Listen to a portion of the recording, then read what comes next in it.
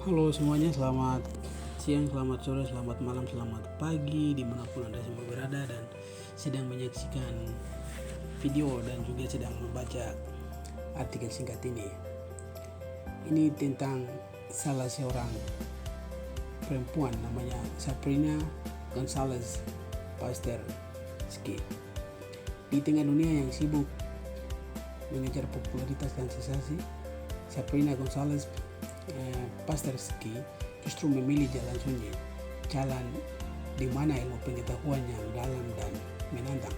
Ia adalah fisikawan teoritis Amerika keturunan dari Kuba yang dikenal karena kecerdasannya yang luar biasa dalam hal ketekunannya yang nyaris asketis dan juga keberaniannya menolak sorotan publik.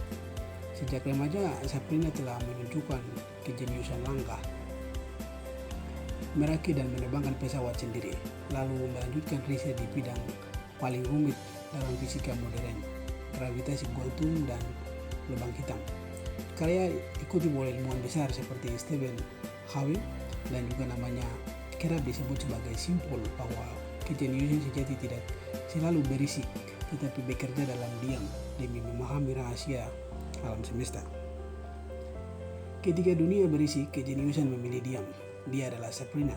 Di saat dunia semakin gila mengejar kekayaan instan, validasi media sosial dan popularitas semu, ada satu nama yang justru memiliki jalan sebaliknya, menjauh dari sorotan, mematikan kebisikan, dan menyelam ke dalam misteri alam semesta.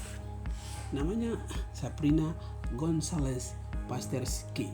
Dunia sains menjulukinya sebagai Dan Einstein atau Albert Einstein selanjutnya.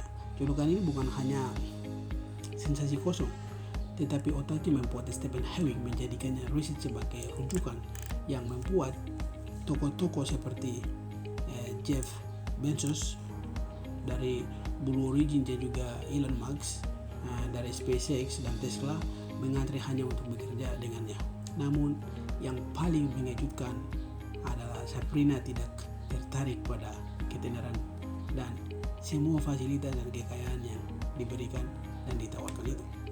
Dari garasi yang kecil menuju langit yang luas. Saat remaja ia tenggelam dalam game atau dalam kefokusan. Dan Sabrina di usia 14 tahun menghabiskan waktunya di sebuah garasi kecil di Chicago, Amerika Serikat. Bukan bermain, tetapi untuk merakit pesawat bermesin tunggal dari nol. Tanpa mekanik profesional, tanpa sponsor, hanya kecerdasan, ketekunan, dan rasa ingin tahu. Dia memasang setiap baut dengan tangannya sendiri. Dia merasakannya, dia mengerjakannya, lalu dia menerbangkannya pesawat itu sendiri di atas Danau Michigan. Dan Anda sedang menyaksikan video ini adalah salah satu video proses pembuatan dan juga proses perakitannya sampai dia menerbangkan sendiri. Ini menjadi tamparan yang keras bagi dunia akademik termasuk MIT. Kita tahu bahwa MIT adalah kampus ternama. Kampus ternama di bidang teknologi yang merupakan universitas riset dan juga universitas riset terkemuka di bidang dunia berbasis Cambridge dan juga yang ada di Amerika Serikat. MIT dikenal sebagai pusat pengembangan sains, teknologi, and teknik dan juga matematika STEM, serta sebagai tempat lahirnya banyak inovasi atau inovator dunia yang ada saat ini.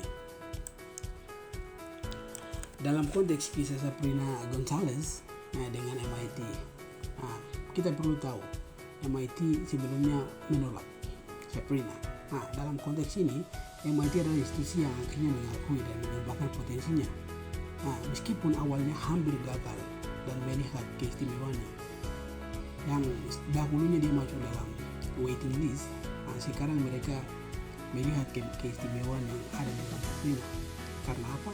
Karena potensi yang dikembangkan oleh dirinya sendiri dengan membuat dan merakit pesawat. MIT menjadi ruang validasi akademik, bukan pencipta kejeniusan. Kejeniusan Sabrina sudah ada sebelum dia masuk MIT. Dan hal ini menegaskan bahwa institusi besar berfungsi sebagai akselerator, bukan penentu tunggal nilai seseorang. Dari sekolah bisa memberikan Anda nilai, tetapi seorang guru tidak bisa memastikan masa depan Anda. Kan prinsipnya seperti itu. Nah, dengan kata lain, MIT bukan hanya sumber kecerdasan Sabrina, melainkan tempat di mana kecerdasan itu diuji, biasa dan diakui secara global. Dia hampir ditolak berakhir dari legend. Ironisnya, ketika mendaftar ke MIT, Sabrina hampir tidak diterima dan ia sempat masuk dalam daftar tunggu sebagaimana yang sebelumnya saya katakan, dan institusi besar itu nyaring gagal melihat berlian di hadapan mereka.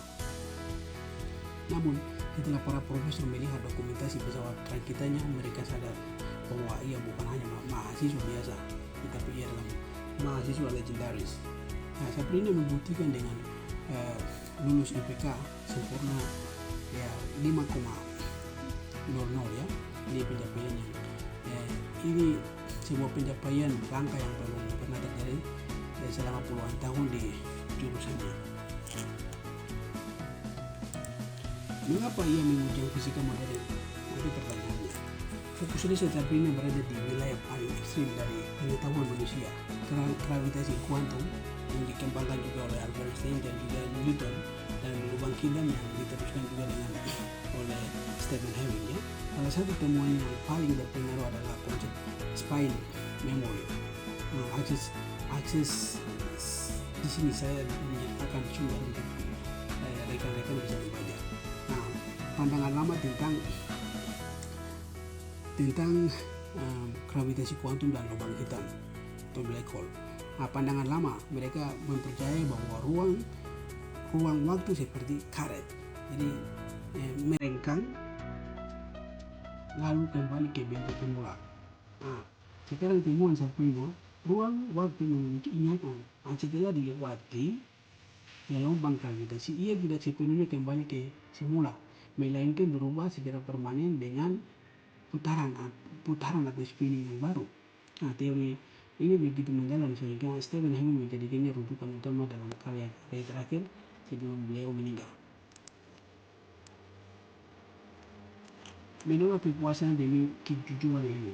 Blue Origin miliknya Jeff Bezos, posisi elit. Demikian juga SpaceX, Tesla miliknya Elon Musk, semuanya udah bergabung dengan gaji yang tinggi, fasilitas yang mewah, dan ya dengan semua yang tersedia memanfaatkan semua itu. Dia memilih Perinatal Institute di Kanada, pusat riset teoritis Indonesia yang dijuluki Hogwarts Nobel Fisikawan Kuno, tempat di mana ia lebih penting dan tempat di mana tidak lebih penting dari kebenaran lebih bernilai daripada uang. Sekian dan terima kasih, semoga bermanfaat.